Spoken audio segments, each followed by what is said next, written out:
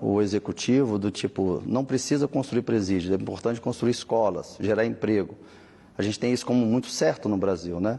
Então, quando ele vai investir ou em obras, ou em reformas, ou contratar agentes penitenciários, a sociedade pressiona contra, né? Ele tem, na verdade, uma impopularidade muito grande se ele vai por esse caminho.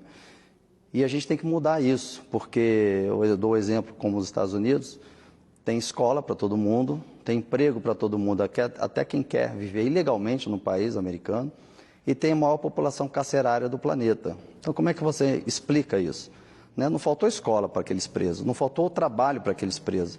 E tem muitos presos, né? Então, é porque a lei é muito rígida e a oportunidade, assim, a sociedade cresce e também cresce o número de pessoas que querem cometer crime, que querem seguir o caminho mais fácil. E se tem um país com uma lei muito frágil, muito flexível, é um país que vai ter muita gente seguindo para o caminho da ilegalidade.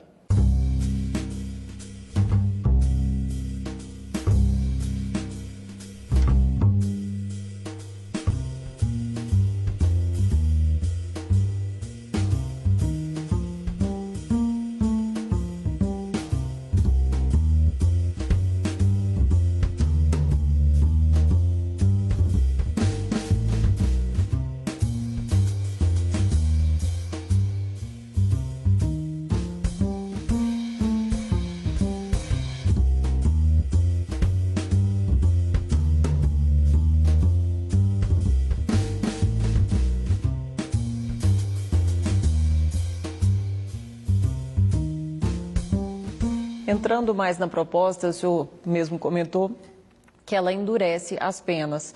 Esse endurecimento de penas não acaba deixando a legislação brasileira desproporcional, quando ele não é feito assim, analisando todos os crimes, todo o Código Penal globalmente? Então, até durante a relatoria nós percebemos que estava até alguns pontos sendo mais rígidos do que outros que deveriam ser rígidos, né? Então, a gente também está fazendo esse equilíbrio para que não seja desproporcional a questão de, para um crime ser mais pesado e para outro menos pesado.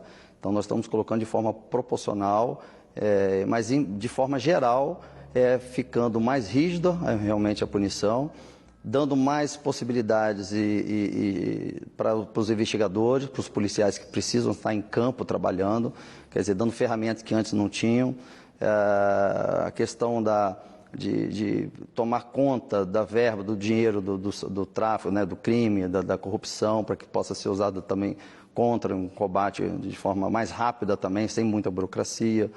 Então, é um projeto extremamente importante para a gente dar início à diminuição da violência no Brasil. Não é isso que vai resolver, isso vai ser uma das ferramentas que vai ajudar a gente a seguir por outro caminho. A gente precisa mudar em todos os outros parâmetros. Nós precisamos mudar a nossa cultura de tirar vantagens em tudo, em pensarmos de forma individual.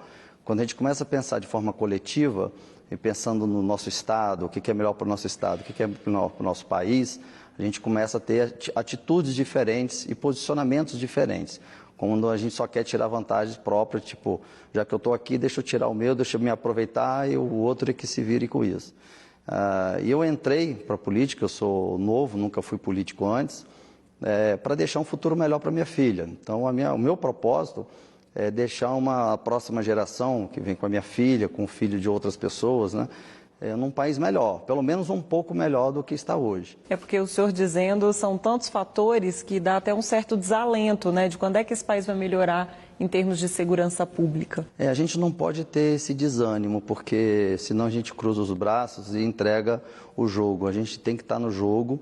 Não foi fácil entrar nesse jogo, eu entrei com recursos próprios, eu entrei lutando contra todo um peso enorme, de uma estrutura enorme, de pessoas poderosas. A sociedade quis essa renovação, eu me propus a largar a minha carreira para poder assumir essa missão, que eu vejo como missão, não vejo como profissão, mas com muita esperança, porque tem muitos senadores com o mesmo propósito, não são todos, mas a gente tem que ter o início, né? A gente precisa ter o primeiro degrau a subir. E eu espero que essa onda continue para que eu possa, então, no final da minha vida, olhar e falar que, pelo menos, nós começamos a mudar a direção do país. Então, muita gente que espera que o Brasil, logo com esse presidente atual, já está sendo um país seguro, essas pessoas estão ficando frustradas. Eu tenho dito, não espere para essa gestão, né, desse presidente, espera para o próximo. É uma questão de tempo para a gente conseguir entender que nós brasileiros temos que pensar de forma coletiva, entender que a gente precisa reestruturar a família, né, que a gente precisa investir em escolas, que a gente precisa investir em projeto social, que a gente precisa endurecer a legislação, que a gente precisa construir mais presídios, né? Não é uma coisa vai substituir a outra, nós temos que seguir para todos esses caminhos. O senhor já sabe o que vai mudar na proposta? Olha, na proposta, na verdade, não vai ter alteração, vai ter algumas adaptações e o texto ser redigido de forma mais tranquila para a sociedade que vai estar tendo conhecimento dela. Então, não vai ter nenhuma mudança radical, algo que não foi proposto pelo Sérgio Moro, pelo ministro. Então, uma das partes mais polêmicas é a questão de isentar a pessoa que reagiu sobre fortes emoções. Muita gente está questionando, né, do marido, de ser encarado sobre como fortes emoções, defesa. A questão ou do feminicídio. Então, nós vamos acrescentar que em casos, né, de feminicídio não se vale isso. Então, vai ser acrescentado algumas questões para deixar claro que a gente não vai estar avalizando um criminoso a estar cometendo mais crimes, muito pelo contrário. O trabalho é exatamente o oposto, para reduzir e para o criminoso pensar duas vezes nas consequências de um ato dele, né?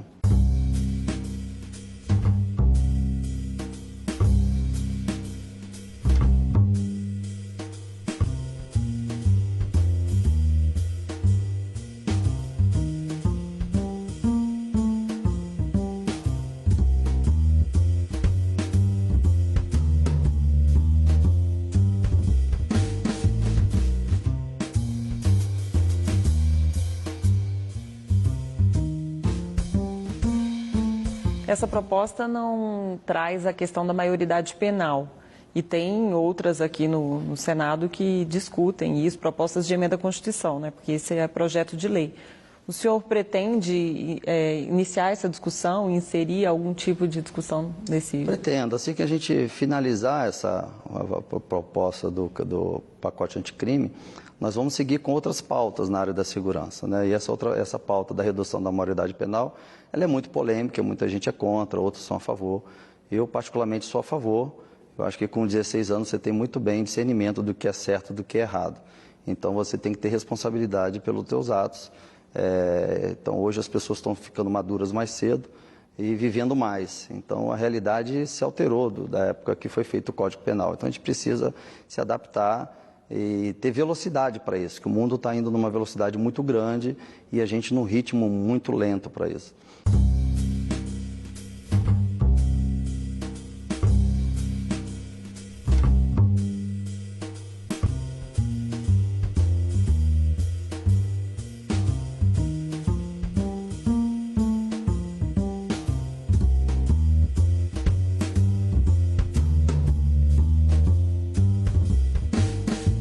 E a questão da progressão da pena? Porque essa proposta do Moro, ela também não avança tanto em relação à progressão da pena. Ela trata apenas dos crimes violentos, né?